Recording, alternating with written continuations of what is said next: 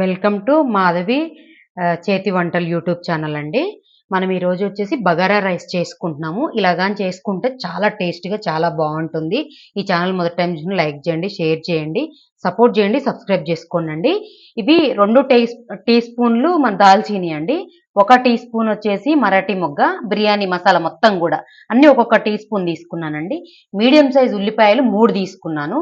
ఇదిగో ఈ సైజు పచ్చిమిర్చి వచ్చేసేసి ఈ సైజు పచ్చిమిర్చి వచ్చేసి 15 పచ్చిమిర్చి తీసుకున్నాను. 2 మీడియం సైజు పుదీనా తీసుకున్నాను. 1 మీడియం సైజు కొత్తిమీర తీసుకున్నాను. 3 టేబుల్ స్పూన్లు ఇది వచ్చేసి అల్లం వెల్లిపాయ పేస్ట్ తీసుకున్నానండి. జీడిపప్పు వచ్చి వేసుకోవచ్చు, వేసుకోకపోవచ్చు. మా పిల్లలు ఇష్టపడతారని నేను పెట్టాను. జీడిపప్పు ఆప్షనల్ అండి, లేకపోయినా బాగానే ఉంటుంది. ఇది సాల్ట్ అండి, 2 టీ స్పూన్లు వేసుకుంటే నిండుగా సరిపోతుంది. ఇది వచ్చేసేసి కేజీ రైస్ అండి. కేజీ రైస్ అంటే ఈ గ్లాస్ తోటి వచ్చేసి 5 గ్లాసుల రైస్. 5 గ్లాసుల రైస్కి 5 గ్లాసులకి 10 గ్లాసులు వాటర్ అందరూ పోస్తారు. నేను వచ్చి 8 గ్లాసులే పోస్తాను. కొంచెం పలుగ్గా ఉంటే బాగుంటుంది. అంటే నేను చూపిస్తాను ఆ ప్రాసెస్ కూడా. వచ్చేసేసి 10 గ్లాసులు వాటరు పోయలేదు, 8 గ్లాసుల వాటర్ ఇది. దీన్ని నేను వేడి చేసుకొని మరిగించి రైస్లో పోస్తాను. నేను ఇప్పుడు వచ్చేసి డేక్షా పెట్టుకొని మీకు చూపిస్తాను.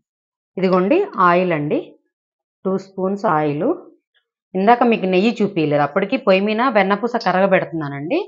ఇది వచ్చేసి 2 కూర గెరిటె, అంటే మనం సాంబార్ వేసుకునే గెరిటె అండి. అంటే 100 గ్రాములు ఉండొచ్చండి నెయ్యి ఒక 100 గ్రాములు. కొంచెం ఆయిల్ కన్నా ఎక్కువ వేసుకుంటాను.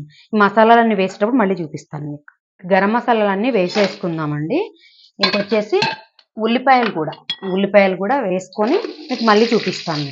ఇంకో జీడిపప్పు వేసుకున్నామండి. అల్లం వెల్లిపాయ పేస్ట్ కూడా వేసేస్తున్నాను.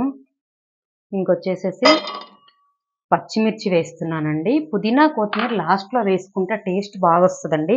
పర్ఫెక్ట్ ఇలానే చేసుకోండి మీరు. ఇదిగోండి 3 టేబుల్ స్పూన్స్ వేసానండి. మళ్ళీ చూపిస్తాను మీకు. పుదీనా కొత్తిమీర కూడా వేస్తున్నానండి. ఇది శుభ్రంగా కడిగి నానబెట్టలేదండి ఎక్కడ కూడా. నేను రైస్ని నానబెట్టకపోతేనే బాగా వస్తుంది. చాలా మంది నానబెట్టమని చెప్తారు, నేనైతే నానబెట్టను. బాగా వేడి నీళ్ళు కాచుకున్న వేడి నీళ్ళు అండి. వేడి నీళ్ళు కూడా పోసుకుంటున్నాను. అదే 5 గ్లాసుల రైస్కి మనము 8 గ్లాసులు వాటర్.